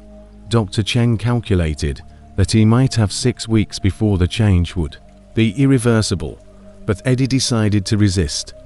He spent 3 weeks tracking weather patterns throughout New Mexico in anticipation of another powerful storm striking the Highway 285 corridor. When forecasters predicted a significant blizzard for the area, Eddie packed his truck with supplies and headed toward the. Eddie was determined to locate the Desert Springs Travel Center and face whatever force was gradually stealing his identity.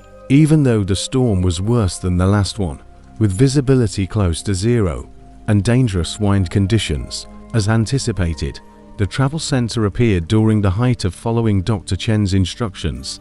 Eddie was ready this time and brought a set of mirrors that reflected temporal energy and a device that produced particular electromagnetic frequencies. Inside the travel center, Eddie discovered the same scene as before: drivers trapped in a storm that was glowing through the snow, temporal loops, phantom customers going about their daily business, and the woman behind the counter smiling artificially. But Eddie could now also see the shadow passengers that were affixed to each trapped driver, eating away at their time and gradually replacing them. The woman behind the counter recognized Eddie right away, but he brought unapproved equipment with him. "You cannot break the temporal matrix," the woman said, her voice becoming distorted and electronic, the entities require completion of their manifestation cycle. Dr. Chen's device was activated, filling the travel center with a high-pitched electromagnetic pulse. The phantom customers started flickering and fading, and the trap drivers looked around in confusion, as if waking from a deep sleep. The lights started strobing and the clock started spinning wildly through different times, as Eddie used the mirrors to reroute the temporal energy flowing through the building, creating feedback loops that interfered with the facility's ability to function. However, the shadow passenger that was attached to Eddie resisted, trying to regain complete control of his body. During a series of terrifying minutes, Eddie felt his consciousness being pushed aside as the entity attempted to finish its takeover. His own thoughts and memories were superimposed with those of the shadow passenger, a being that had been trapped in temporal loops for decades and was desperate to exist in linear time once more. The struggle for control of Eddie's identity continued until the Eddie found himself alone in the travel center, which was now displaying signs of rapid decay. The building had aged decades in minutes, with paint peeling, fixtures corroding, furniture crumbling, and the temporal matrix collapsing as the electromagnetic pulse reached a critical frequency. Eddie then fled to his after checking his security cameras. Eddie saw that the shadow passenger had vanished. Dr. Chen confirmed that the electromagnetic pulse had successfully cut the connection, but he cautioned that Eddie might still be affected for months. Eddie did experience odd symptoms. Time would occasionally slip away, giving him brief glimpses of the travel center over ordinary truck stops and dreams in which he was still caught in the temporal loop. However, these effects eventually subsided, and Eddie never drove Highway 285 by himself again.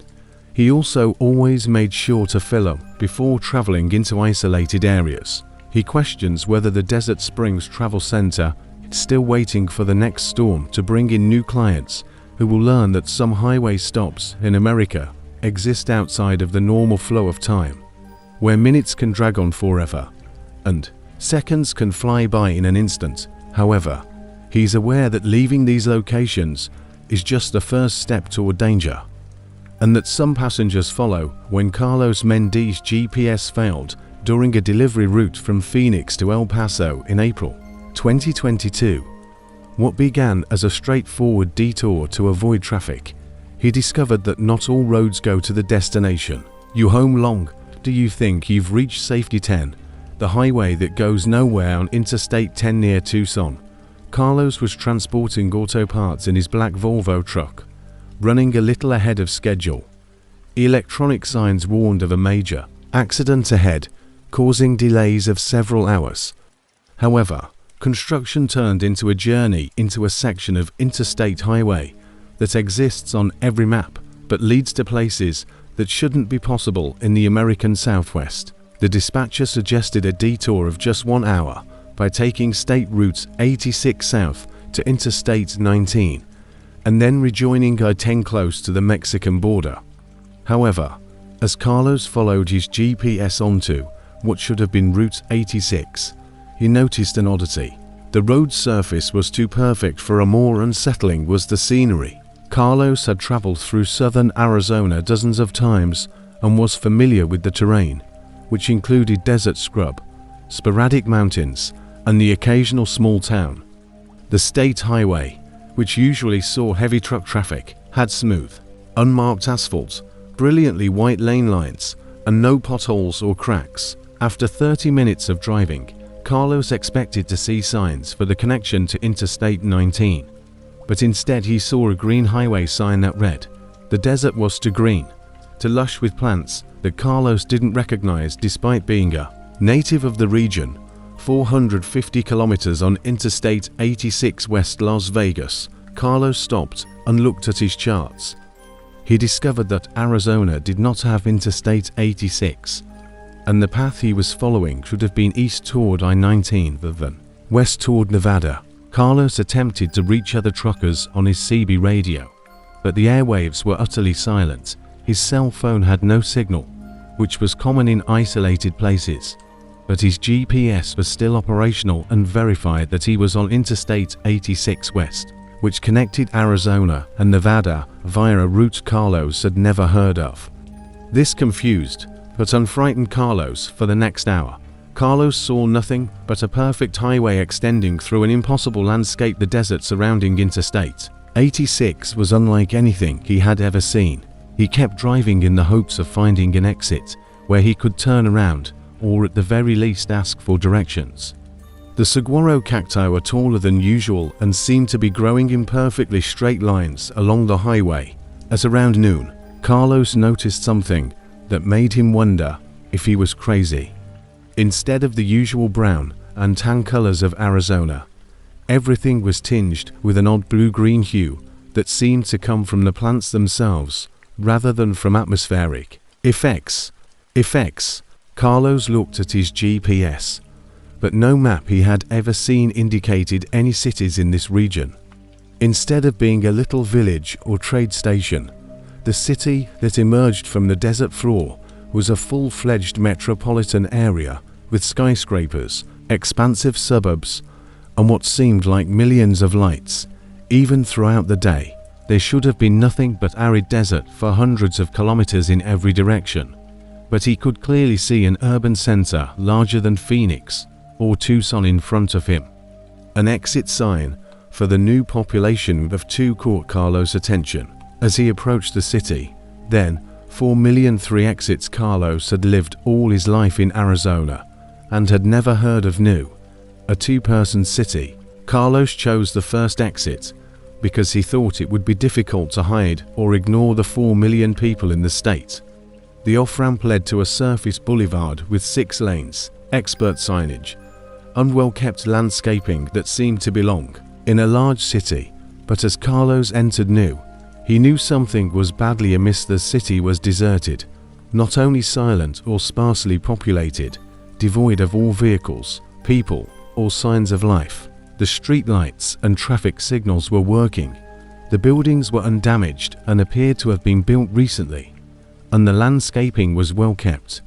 Yet, there were no people anywhere and no pedestrians on the walkways. After parking his pickup in front of what appeared to be a mall, Carlos entered to look around. After unlocking the mall's doors, he found a fully operational establishment with shops filled with goods.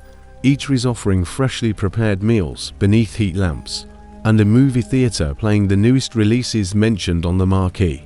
But the parking lots were empty, and there was no movement behind the windows of the office buildings. There were no employees, no customers, and no indication that anyone had ever used these amenities, making it appear as if the whole city had been built and equipped for inhabitants who had never come. The food was hot and fresh, the merchandise was well organized, and the cash registers were stuffed full of money. Although the ATMs were operational, the money they dispensed was unfamiliar to Carlos. Among these were bills that appeared to be American currency, but represented presidents and landmarks he had never seen outside the mall. Carlos tried a few different places, but none of the phones had dial tones. Despite not being able to connect to the internet, the computers were functioning. He found schools with lesson plans scribbled on blackboards, clinics with clean operation rooms and stocked medical supplies, and residential districts with seemingly populated but empty residences. The utter desolation of the city was most disturbing. Everything was running smoothly in terms of infrastructure, including street lighting, water, electricity, and traffic control systems. But the city was functioning without any clear assistance. Carlos made several attempts to reach his dispatcher, but there were no utility buildings of any type, no power plants, and no water treatment facilities. Carlos had been driving 4 hours and was running low on gas, so his desperation increased as nighttime approached. He returned to his truck and attempted to leave New, but he discovered that every exit ramp led back into the city, so he was forced to drive around the same deserted streets in all directions. Fuel, but new petrol stations were completely filled and open. The night Carlos slept in his truck parked outside a hotel. No other customers or employees were there, so the transactions seemed odd. Even though the pumps took his credit card and pumped petrol as usual, Carlos kept his truck running and his doors shut while he listened to the eerie silence of a metropolis intended for millions of people, but inhabited by no one. The place was fully furnished and unlocked, but Carlos couldn't sleep in a place that felt so fundamentally wrong. Carlos found out the next morning that someone or something had replenished every store he'd when Carlos noticed that the food he had eaten at restaurant buffets the previous day had been replaced. The things he had moved had been returned to their original locations, and even the gas he had pumped had somehow been refilled in the station's tanks. He began to suspect that New was a trap or test facility, but he didn't know why the city. Carlos discovered something unexpected on his second day in the city. The traffic lights had begun to change in patterns that appeared to track his movements. The light would change to green. He got closer to a crossing, letting him turn the right arrow. It was too real to be a delusion, too perfect to be a movie set, and too expensive and complicated to be a government experiment. In addition, Carlos discovered that the city was far bigger than it had seemed from the highway. The odometer on his truck showed that he had traveled more than 200 kilometers through the streets of New, but he had only entered the city limits. The infrastructure of the city appeared to be responding to his presence, stretching definitely in all directions, with new homes and business districts appearing at every turn. In the city's core business center on the third day, Carlos saw something that nearly made him go crazy. He located a building directory, printing the interstate monitoring stations floor 47. Carlos discovered a facility brimming with the monitors displayed live video of the highway Carlos had been driving on, including his own truck in New York, as well as dozens of other vehicles scattered along different parts of interstate. These included cars, trucks, motorcycles, and what seemed to be all of them lost on the same unfathomably long highway. Showed a family traveling down Interstate 86 in an RV who appeared to have been subsisting on goods from empty containers for weeks. On another screen, a military convoy and towns like New were displayed. When Carlos noticed vehicles that seemed to be searching for an exit that wasn't there, he realized that interstate was a trap. In the American Southwest, they imprisoned travelers and put them in abandoned cities. Infrastructure was built, but never inhabited. On his fourth day in an other dimension or parallel realm, New Carlos discovered the exit while exploring the city's outskirts. Found a simple dirt road that led back to the desert, devoid of signage or on-ramps. A gap in the city's walls that opened up into the famous Arizona countryside. Carlos drove through the gap, and his GPS indicated that he was soon back on official Arizona highways, recalculated to show his exact location on State Route 86 near Tucson. The clock on his truck showed that only 4 hours had gone by, but it felt like 4 hours had elapsed since he took the diversion. After spending many days in New York, Carlos completed his delivery to El Paso, but he continued to reflect on his experience and looked into interstate, and discovered that Arizona had no official records of such a route. Other travelers posted information on highways that appeared during detours in online forums, support for cities that existed but were never occupied, and infrastructure that operated without any evident means of transportation. Carlos changed the way he drove, but he never saw interstate again. These days, he routinely refuses to take the detours that GPS systems recommend. He maintains paper maps on hand as a backup and communicates with his dispatcher, Ali, while driving. While Carlos is driving through Arizona, he occasionally passes through remote areas. At night, he searches the desert for the blue-green glimmer of incredibly dense vegetation. He can see the lights of distant cities that shouldn't be there. Interstate still traps motorists and leads them to places that are positioned between the modern infrastructure and reality.